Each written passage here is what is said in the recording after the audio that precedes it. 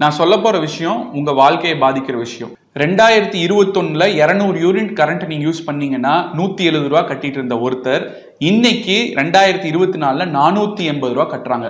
3 மடங்கு current bill அதிகமாயிருக்கு. உங்க பாக்கெட்ல இருந்து தான் காசு போகுது. அதுக்காக தான் இந்த வீடியோவை நீங்க கவனமா பார்க்கணும். இன்னைக்கு திமுக அரசு அதிமுக உதய் மின் திட்டத்துல கையெழுத்து போட்டங்காட்டிக்கு தான் இந்த மாதிரி கரண்ட் பில்லை நாங்க ஏற்ற வேண்டியிருக்குன்னு சொல்றாங்க. அது எல்லாமே போய்.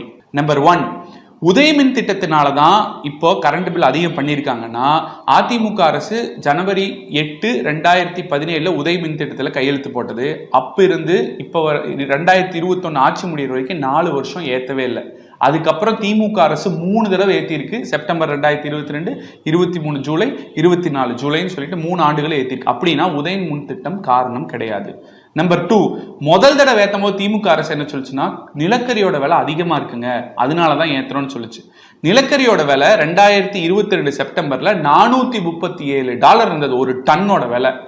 ஆனா இன்னைக்கு $135 தான். ஆக மொத்தம் பாத்தீங்கன்னா 70% நிலக்கரியோட விலை குறைஞ்சிருக்கு. ஆனா இப்ப வரைக்கும் ஏத்துன பாடல் தான் இருக்காங்க, இறந்துட்ட பாடு இல்லை. அப்படின்னா நிலக்கரி விலை இதை ஏத்தறதுக்கு காரணம் இல்லை.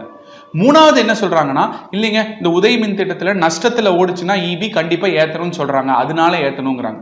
மத்திய அரசு இருந்து ஒரு லெட்டர் வரும் அப்படின்னு சொல்லிட்டு மாநில அரசு அந்த நஷ்டத்தை நாங்களே ஏத்துக்கிறோம், எங்க மக்கள் மேல திணிக்க விரும்பல, அரசு அதை ஏத்துக்கும் அப்படின்னு சொன்னா அவங்க ஒத்துப்பாங்க, அவ்வளவுதான். அதுவும் போய்.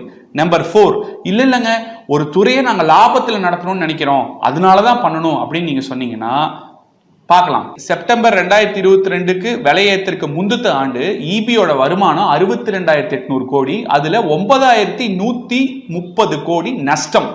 அடுத்த ஆண்டு விலை ஏற்றினதுக்கு அப்புறம் 20,000 கோடி கிட்டத்தட்ட வருமானம் அதிகமாகுது. 82,400 கோடி, அதுல 9,192 கோடி நஷ்டம். 60 கோடி நஷ்டம் தான் அதிகமாயிருக்கு. உங்களுக்கு புரியற மாதிரி சொல்லணும்னா 62 ரூபாய்க்கு ஒரு பொருள் விற்கிறேன், 9 ரூபா நஷ்டம். சரி 20 ரூபா விலையேற்றி 82 ரூபாய்க்கு விற்கிறேன், அப்பயும் 9 ரூபா நஷ்டம். அப்ப நான் எதுக்காக பொருளோட விலை ஏற்றணும்? அப்ப விலை ஏத்தினங்காட்டிக்கு நம்ம பாக்கெட்ல இருந்து 3 மடங்கு இபி விலையை நம்மளும் காசு கட்டுறோம். இபியும் விலையேற்றி அந்த ஆண்டுல நஷ்டத்துல தான் போயிருக்கு.